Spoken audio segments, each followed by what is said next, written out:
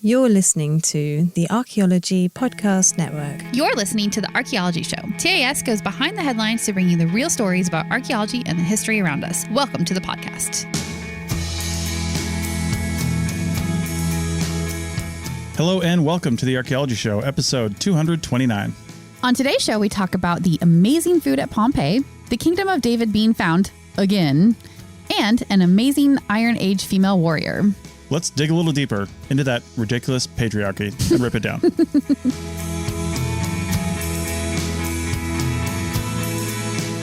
All right, welcome to the show, everybody. How's it going? Good. I feel like it's been a minute. So we ran a rerun because life. It was kind of a rerun. It was an episode I recorded with you for Archaeotech. Oh, yeah. I guess it was a crossover. Yeah, it was a kind of a crossover. Yeah. And we got some good feedback from that episode. So if you guys like that tech episode, we've gone on and done the Archaeotech podcast a little bit, and we may do it some more because my co-host over there is back to Saudi Arabia in a week. And I'm right here across the table from you, so it's easy for you to rope me into, guest co-hosting with you. Right. So we may actually, like I said, if I don't have interviews, we often do interviews on that show. Mm-hmm. We may do some more tech news shows. Yeah. And focus them over there. It is really fun to focus on the tech behind some of the news articles that we see coming out. So, just keep in mind on that particular show, the audience is designed to be, thought to be very different. Mm-hmm. Typically professionals in archaeology and people interested in those spaces. So we don't pull any punches on the jargon and things like that. So true, but I feel like I'm not super technical anyway, so I make you explain things to me. So yeah, that might be true. Yeah. And also, we missed last week because again, just didn't have the time for it. There was a whole thing with buying a car, and it was like this whole thing that just went out the door, and it took several days, and we just lost the time. Time just slipped away, and all of a sudden it was Saturday night, and it was I guess we're not doing this. So much like us, just losing time, we ended up having to eat out at different places, similar to the people of Pompeii when they needed fast food. Sometimes you got to eat quick. It was a bustling city. It was a bustling city. I always heard that Pompeii was more like a tourist town. Yeah. There's obviously people that live there, but it was a multicultural tourist town. And one of the things before I even became an archaeologist, and I think I've mentioned this on the show before, is I took this guided tour when I was in the Navy back in 1996. We stopped in Naples, and then a bunch of us took this guided tour. And the tour guide mentioned, of course, a bunch of Navy guys, he took us to one of the brothels. There are many. Mm-hmm. And because there were so many people on their way in and out of Pompeii, they had basically frescoes, pictures up on the wall of the positions that you wanted to do because the language, people didn't speak the same language. Yeah, there were lots of languages coming in. You basically just pointed to a girl or a boy, and then you pointed to the image and you said, I want to do that. Yeah. So I mean, I guess it got the job done, right? I guess so. So that's part of the tour still to this day, I think. Yeah. When we went on the Pompeii tour, I don't know, what was that, 2015 or 16? I feel like we saw the same frescoes. So it's definitely part of their thing. And what they're trying to show is that it was not just a tourist town, but a truly multicultural port town, right? And these ships would be stopping in, for resupply or whatever. And so it was a lot of sailors and a lot of people there that probably had money to spend too, because, they were doing jobs, they were on ships. So just a guess, but I think that's why these things the fast food essentially popped up. Yeah. So what's prompting all this is an article titled "Pompeii is back in the news," or I think I put that down. Pompeii is back in the news. But Pompeii had kitchen shrines, dozens of bakeries, and a pizza fresco. Yeah. And I don't know, is this the same pizza fresco that was discussed a while back, or a different pizza fresco? It is the same one. So we'll talk about that as we go here. But yes, it is the same one. And there's some things that were wrong with that initial announcement. So anyway, it is a new excavation season in Pompeii, as you might imagine. The summer's starting to wrap up, so news is starting to break. And I know we've talked about this before, but nearly a third of Pompeii has never been excavated. So they're still going back there and excavating a season every year. And sometimes it's salvage excavation because there's looters that are trying to, sneak in there and get stuff out. But sometimes it's just regular pushing forward a science academic excavation, which is what it seems like this particular excavation was. So it's a research team that was led by Alessandro Russo, and he's working in an area that has been excavated before, but not since the 1800s. So, 100 and some odd years since it's been touched. That's around when they first started excavating Pompeii. Yeah, totally. Yeah. And I guess what happened is in the 1800s, the fronts of these houses were excavated, but they were unable to go further into the buildings, either unable or unwilling. That was a little unclear to me from the article. Right. Maybe it was too hard, too dangerous, too something back in the 1800s. But now, given the technology and the safety measures we have in place, probably they feel better about it. So they've been fully excavating these structures. Could have been from a preservation standpoint too. They didn't have the technology to keep the buildings intact as they excavated. Yeah. I mean, if they stopped themselves back then and it wasn't just like an artifact hunt, that's actually like really great. It means that the work that was done in the 1800s was probably fairly good to begin with. But it is kind of like those excavations. There's places that are untouched still because we just know we don't have the technology to properly preserve it. And it seems like that might be how they were looking at it in the 1800s. One of the numbers that is striking from this article is, well, first off, the sheer size of Pompeii. Because it says in here, I mean, I saw this number and I thought, oh, this is entirety of Pompeii that's been excavated. Yeah. It says 32,000 square feet in size is the size of the site for the dig that they're currently on. This is what they're currently reporting on. All of Pompeii. No. That's just this site. Not just this area. Yeah. 32,000 square feet. That's massive. Yeah. I mean, I think it's into the square miles that Pompeii is in size, right? It was a huge bustling port city. So it was a really big place. Yep. And in that 32,000 square feet, one of the things that they have recently discovered, and this is probably the most interesting thing, is a huge bakery. And it's a bakery that does not have a storefront. So they weren't selling bread out of this bakery, or at least they haven't found a storefront yet. And it's not in a traditional position that they would expect a storefront to be in if it is there. So it's so big that it's capable of producing 100 loaves a day. And they're thinking it was probably a wholesaler because that capacity combined with the lack of a storefront is like, well, what else were they doing? They were clearly baking bread here, but they were doing it to potentially supply the Pompeii fast food establishments that are known as Thermopolia. Am I saying that right? I might not be saying that right. Thermopolia. Yeah. And that name actually comes from archaeologists, and it's not the ancient name for them. That's just what we have started calling them as we find these things over the years. Hot drink counter. Yeah. I love it. Yeah. Thermopolia is Greek for hot drink counter. And that makes sense. Thermo. Is like hot temperature. Oh, yeah. You know Greek now, don't you? I mean, no. I mean, that's just like basic Greek and Latin, right? You can figure that. Like thermos. Keep things hot. I'm making fun of you because you're doing Duolingo. I am learning in anticipation of we're going to Greece at the end of September. So, yeah. Aftos kane toast. Oh, good job. He makes toast. Anyway. I can also say things about pink avocados in case you were wondering how Duolingo works. I know. I don't know why they would teach you that. It's so weird. So anyway, that was hot drink counter. And essentially it means fast food stand of various things. And this is where the whole pizza thing comes in, by the way. So they found a fresco during their excavations showing what looked like a pizza. And I guess the internet exploded in late June about this. I think I personally missed that, but you said you caught it or read about it, right? Yeah, there was, I thought we discussed it on here, but we may or may not have. But it was, they said it looks like a pizza just because it's a flat piece of what's more likely focaccia with some things on it. And some of those things people were saying, kind of looks like tomatoes, mozzarella, but they didn't have those back they didn't have any of that. So it definitely was not what we would traditionally call pizza. But that doesn't mean it wasn't pizza-like or a precursor to pizza, some sort of bread with stuff on it baked in an oven. I mean, who wouldn't do that? Sounds amazing. It sounds like it was more like a focaccia with this fruit and other condiments on it. Could you imagine like a date and goat cheese focaccia? Like that sounds like life, right? Listen to yourself. Like you're saying that, this doesn't sound like traditional pizza because it doesn't have mozzarella and sauce. We literally had pizza last night that had none of that on it.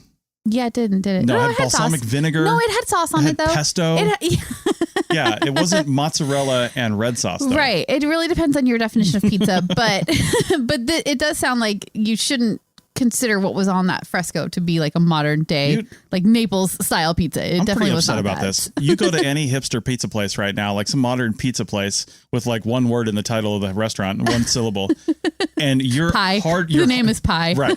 You're hard pressed to find a red sauce. Okay. Red sauce and or mozzarella to begin with. Controversial confession here. I prefer pizza that doesn't have red sauce on it. Which is not pizza.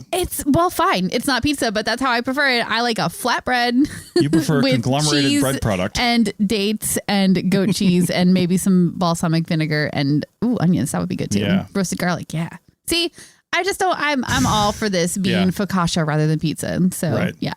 Anyway. Well, back to the excavation. Yeah, on this, they actually found a few skeletons, including 2 women and a child, that looked like they were trying to take cover from the eruption. Now, the major eruption that happened in 789 AD was not the only eruption. There was several eruptions that week. And people, I mean, by the time the big one hit, I doubt it was business as usual anywhere in Pompeii. People were evacuating. People were trying to figure out what to do. You know, they were just trying to figure out what's going on. They probably could not imagine it in any way that their city was going to be covered in ash. Oh, no. They probably thought they just hole up inside a building and then they'll dig themselves out like a blizzard, like you would if there was a blizzard. You know, you just sort of let it pass and then you move on. And so how could you know that by taking cover, you're actually going to die there? It's again, the tragedy of Pompeii. It always really strikes at the heart, you know? Well, I imagine for most people, there's no rapid way to get out of that city either. Right. Not like you can jump in the car and go. Yeah. You know, and even if you could, I mean, if people were evacuating, which I know a lot of people were likely leaving, especially tourists, why would they stay? And they were probably gone days ago. Yeah. When it first started going. Yeah. But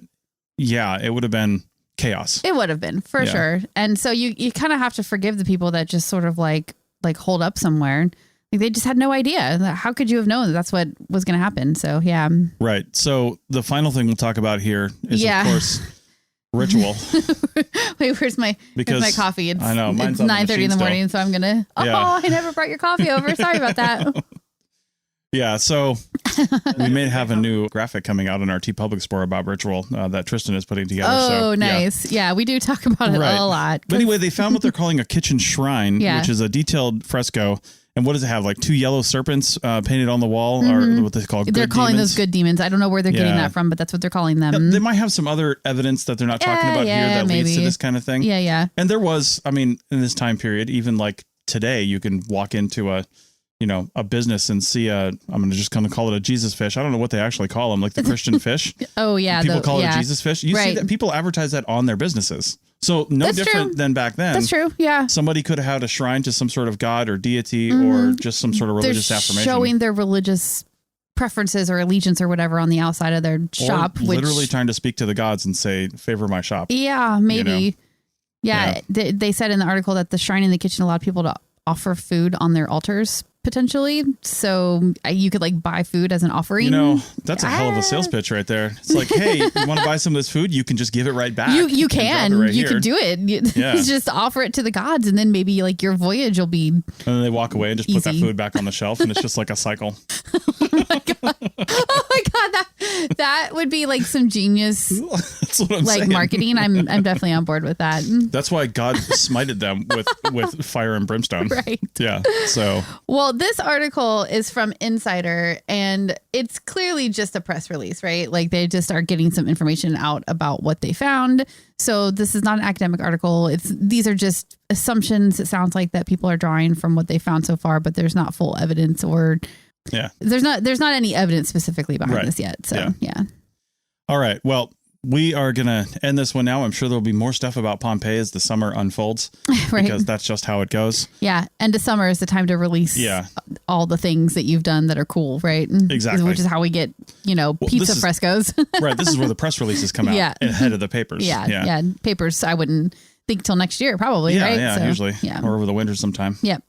All right. Well, now we're going to go to a slightly different part of the world down in Israel.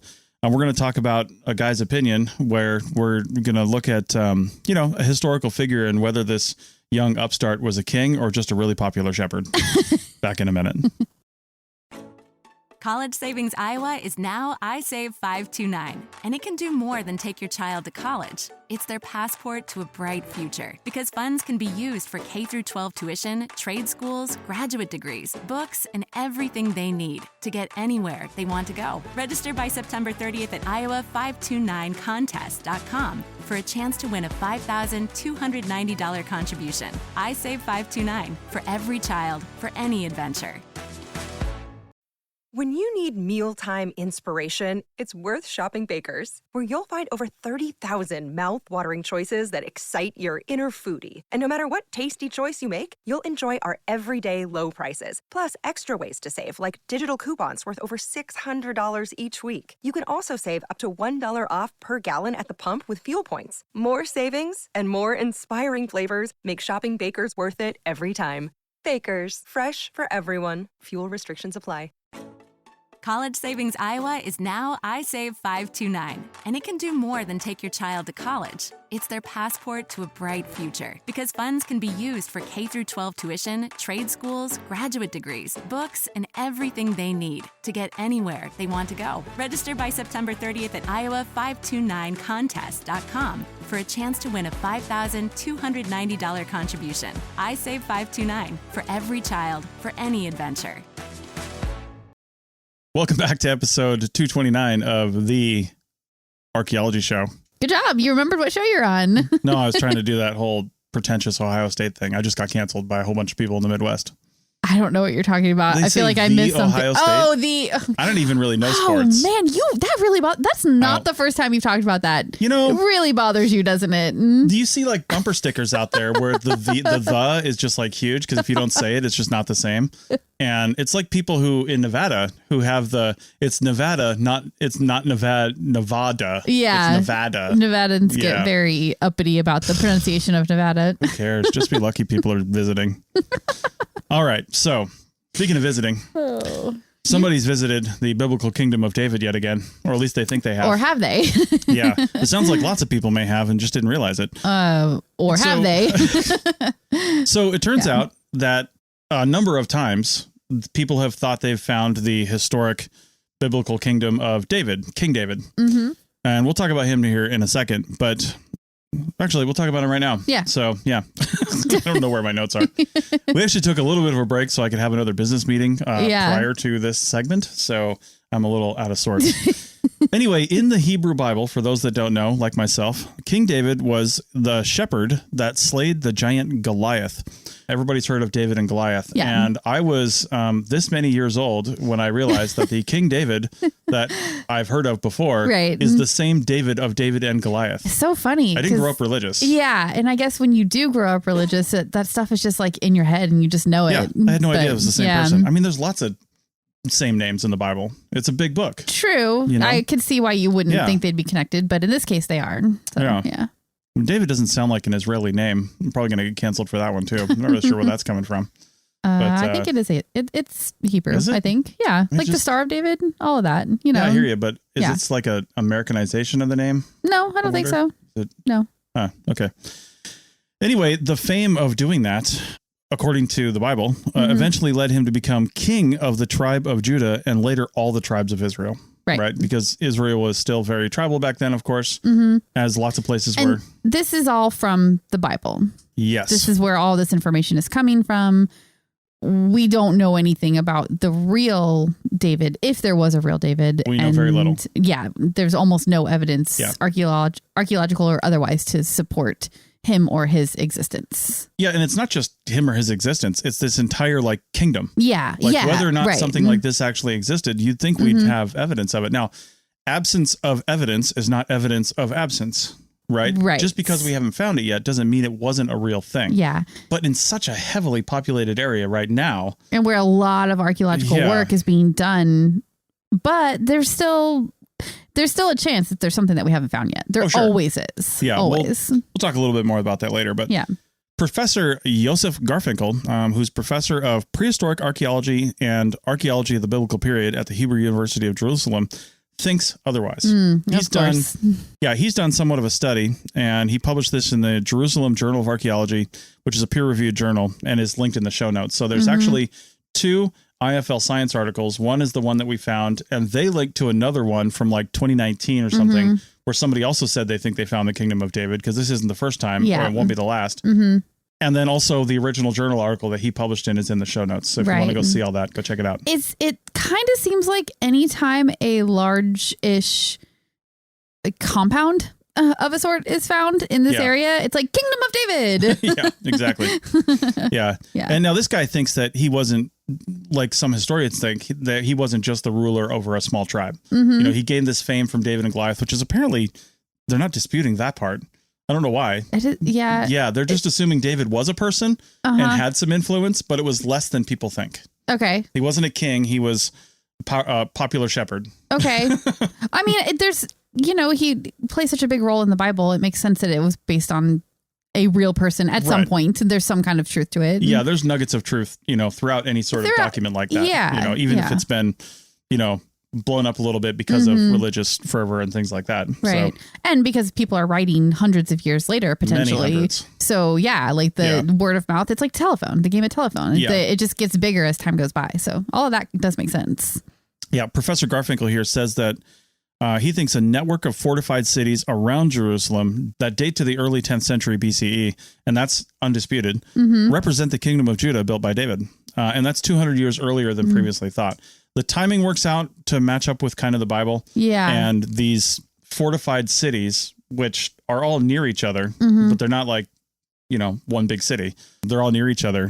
But he thinks that represents, you know, the kingdom. The kingdom. Yeah. Because if it did, that would be pretty significant because, you know, something like this probably didn't really exist in Jerusalem at the time unless somebody made the first big kingdom of Judah in the Jerusalem area, right? Yeah. And I'm just like, okay, so we've got these different cities or villages or whatever they might be that are near each other that have been excavated independent of each other probably. And he's sort of linking them all together and saying, this is the kingdom right here. Is that sort of what's happening? Yeah. And what he's doing is he's saying the cities all date to a similar time frame. They all have a similar design. And that is mostly encompassed by the two parallel walls outside the inner portion of the cities, apparently. They are also linked by a series of roads. Sure. So they're connected. And that implies that the people were connected as part of a kingdom or at least a big group of people. I mean, all of that sounds totally fair to me. The part where I drop off is like, but why is this the kingdom of David? Like, just because it happens to be at the same time as what the Bible said. I think so. The kingdom of David was. And it was likely the first big kingdom in this area. I mean, we're talking about the 10th century BC, 3,000 years ago. So it really was very tribal back then. And David, if I'm not mistaken, was like the first one to unite the tribes of Israel, right? So, I mean, let's go Catholic Scroll Girl. Was that, you know? I mean, I know just enough to be dangerous, right? Like I've got like this surface level knowledge that I remember from my religious catechism days or whatever, but like it's not good. Yeah. Not reliable. Well, Garfinkel subscribes to the idea that David was the powerful ruler that is described and written in the Bible. He says that it's the minimalists out there that make David out to be a shepherd that ruled over a small village. And I mean, personally, I think the minimalists, as he calls it, are just people that are going off the current evidence that we have. They're not making an assumption because the Bible says it. So they're making an assumption based on the current archaeological evidence. Yes. And ethnohistorical evidence, really. Right. I mean, there's a lot of written stuff around there. There's, a lot of history there. Yeah. He says also that he's not necessarily a maximalist, but that the kingdom, which would mean David was ruler over everybody, but that the kingdom David did rule over included Jerusalem, Hebron, and a few cities around them. He says that's the urban core of his kingdom. Again, I'm not like mad about any of this. Like it all does kind of make sense, except for the David piece. Yeah. It's like, why him? And you don't have any evidence of him specifically. You're just sort of circumstantially saying, well, these are all around the same time. Yeah. And also the Bible says there was a ruler around the same time who brought them together. So therefore David, kingdom of David, like that's where it sort of falls apart for me a little bit, but. Yeah. And I mean, anytime we've found, evidence of a ruling class or anything in any part of the world, you often find stuff that is branded with the ruler, whether it's some sort of coinage or, frescoes and carvings on walls. And I mean, if we have evidence of these cities, I don't know what's left, but if we have any of these, then there would be something. You would think. To link them all together like that. Yeah, I mean, but again, absence doesn't mean it's not there. It just means that we haven't found it yet. So maybe it is there to be found. Yeah, but if we've excavated these like 5 cities. Yeah. I mean, come on. And also with archaeology, it's really, really hard to get super specific dates. So they're saying that these 5 places are overlapping, but like, what's the overlap? Are we talking 200 to 500 years, because that's not one ruler, that's many rulers over that broad period of time. Now, if you have a 20-year overlap where they are all growing up and getting bigger at the same time, then that does represent one ruler. Yeah. So I would be interested to see how that evidence supports what he's saying as well.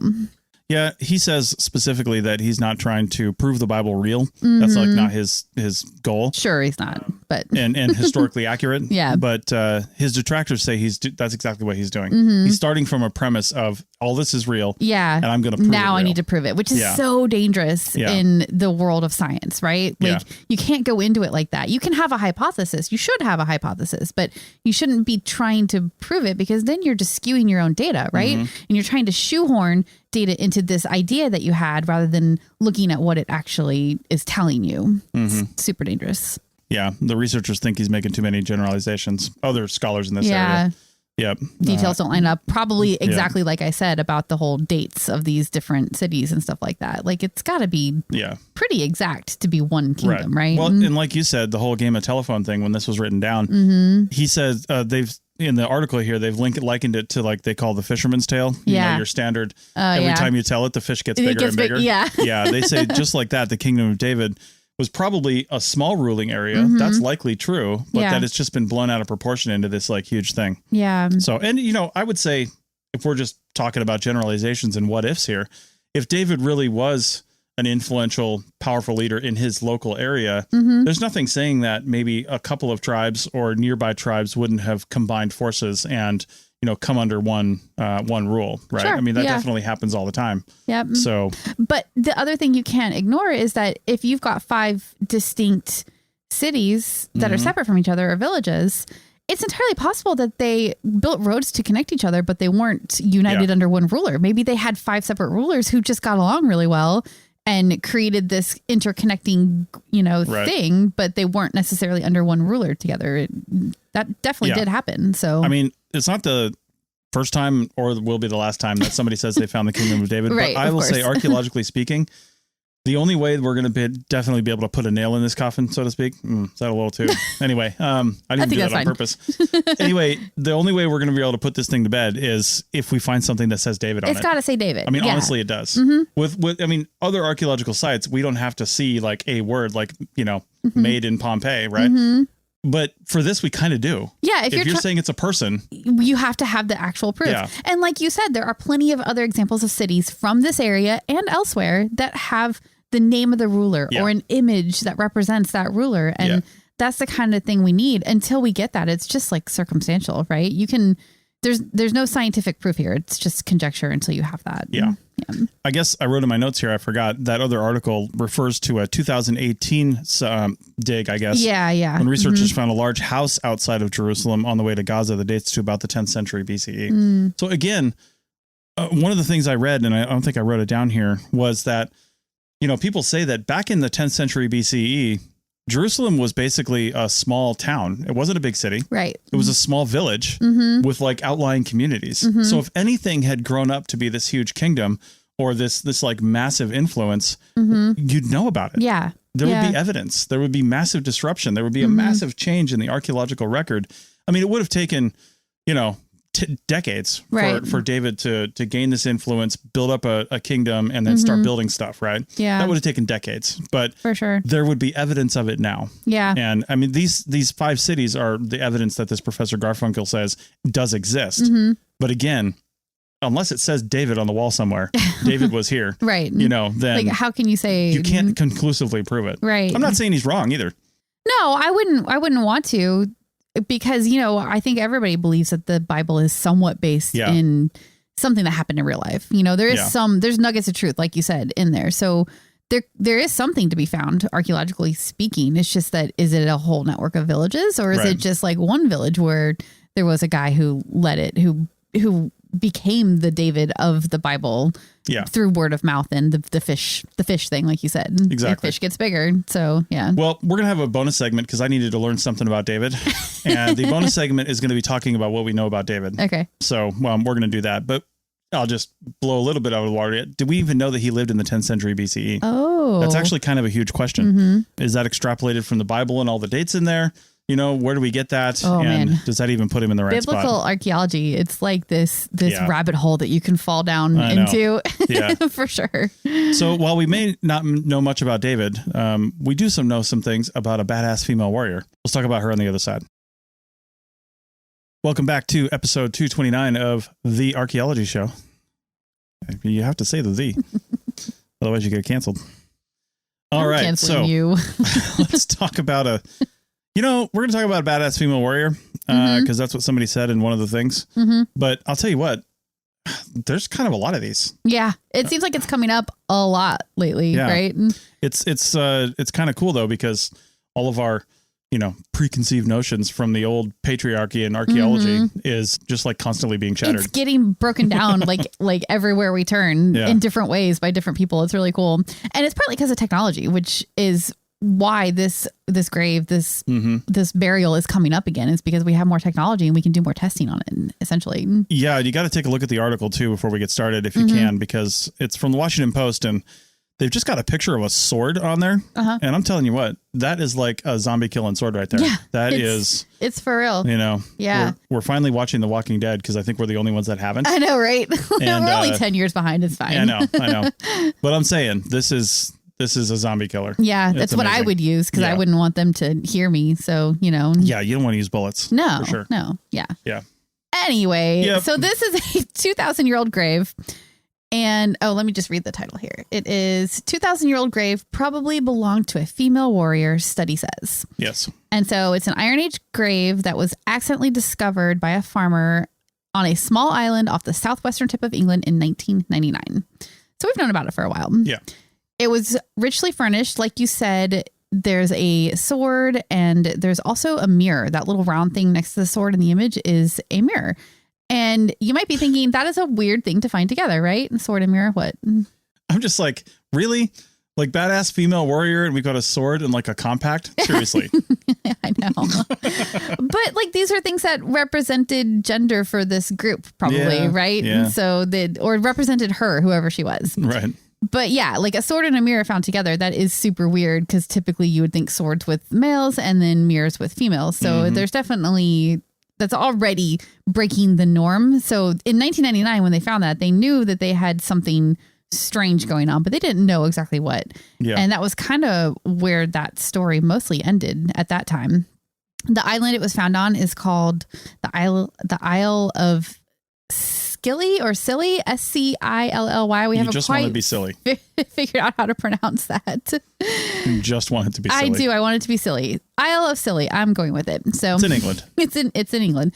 Yeah. And the reason the story kind of ended in 1999 when it was first found is because the preservation of the skeletal remains was pretty terrible. There's almost nothing left.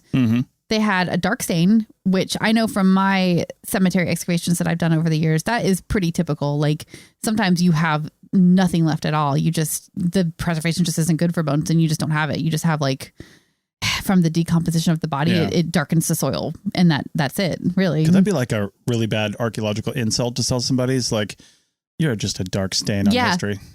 I'm down for it. Of course, that's not even an insult because eventually everybody's a dark stain. Yeah, that's somehow. True. Yeah, there's really nothing to be like sad about there. Right. All we are is one big skid mark on the earth. Oh my God. It doesn't even last forever either. Like eventually that stain will be gone too. Yeah.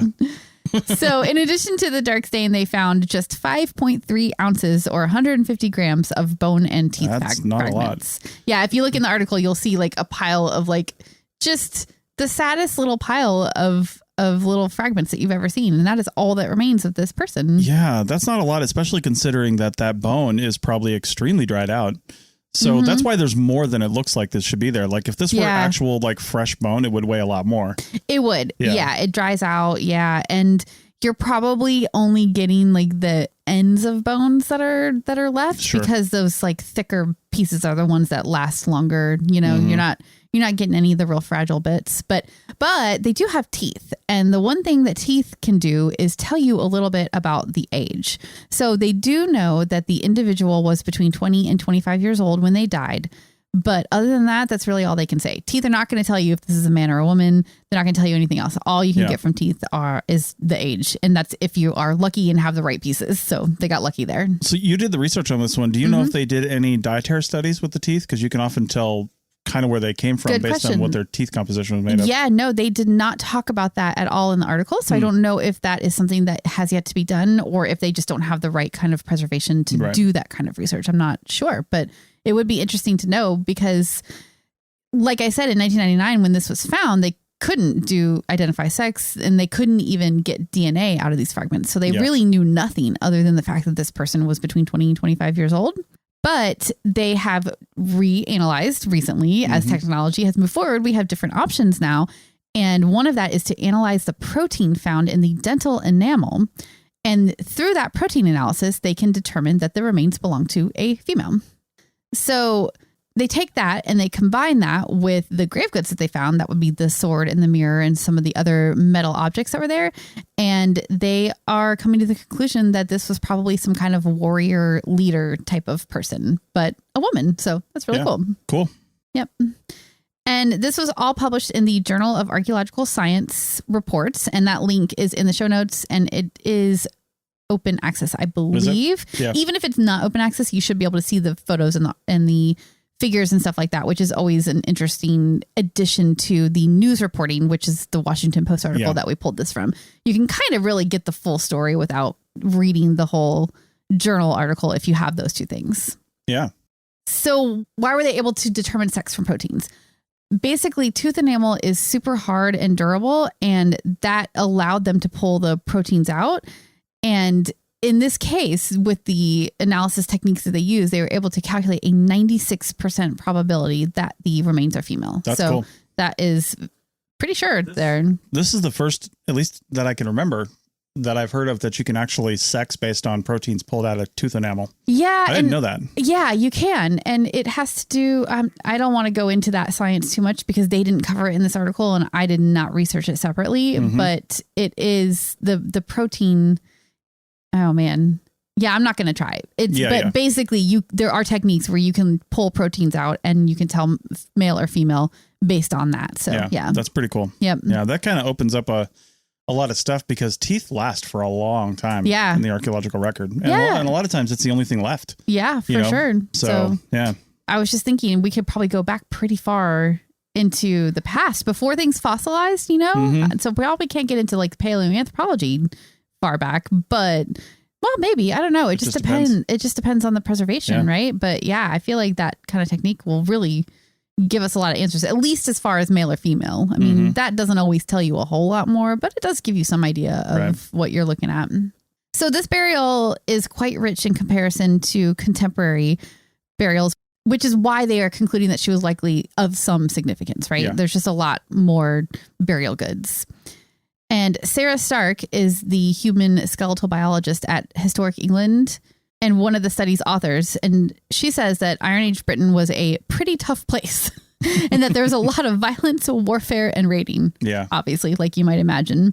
And other burials from the area show that women definitely participated in the violence and warfare, but they weren't usually buried with grave goods of this caliber. So that's why this is just adding to this picture that women not only participated in the activities, but they might have been leading, commanding, had a more significant role than just either being the victims of this kind of violence and raiding but like actually doing it and participating in it. So, well, like I said in the beginning, this is constantly adjusting our idea of gender roles and gender specific tasks and things that people did. It's not black and white. No, it definitely isn't. Yeah. Just like it isn't today. Yeah. And it hasn't been for a long time. I mean, if you look in the historical record, what you're looking at is, a lot of times history that's written, painted, and discussed by men. And it's going to be biased and it's going to be looking at society in a certain way. Right. And in some cases there, through history, there have been pretty strict gender roles. But if you just look around, even England, which seems like a pretty strict one way or the other kind of place, has had queens and kings for the last several hundred years ruling over England. Yeah, right? For sure. Not just like all kings. Yeah. I think that you can't understate how much of an influence the patriarchal nature of the roots and beginnings of archaeology, like how much that influenced how we interpret the sites that we found. Right. Like in the 17 and 1800s, it really was a male dominated society.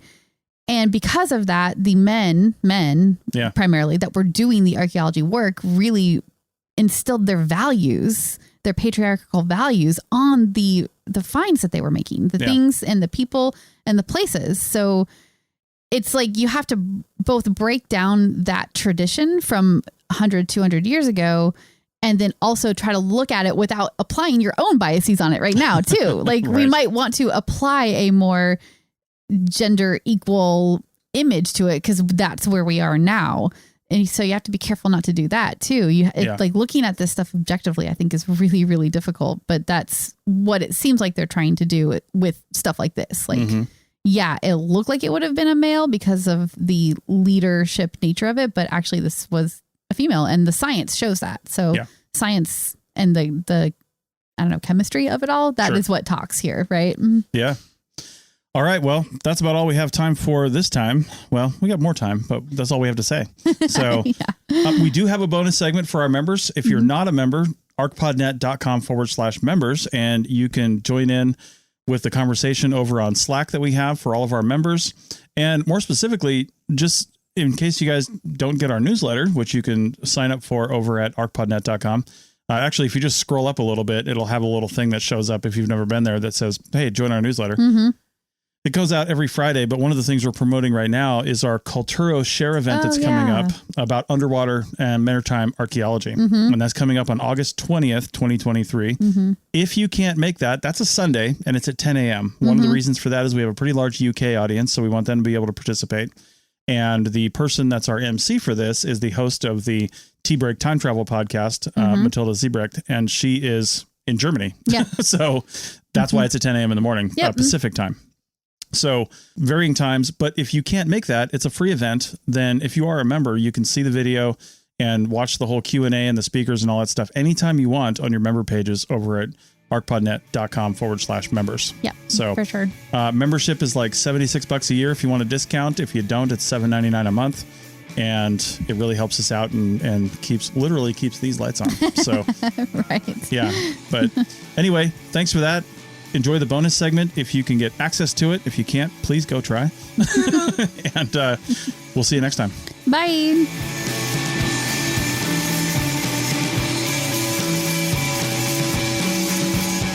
Thanks for listening to The Archaeology Show. Feel free to comment and view the show notes on the website at www.arcpodnet.com. Find us on Facebook, Instagram, and Twitter at ArcPodNet. Music for this show is called I Wish You Would Look from the band Sea Hero. Again, thanks for listening and have an awesome day.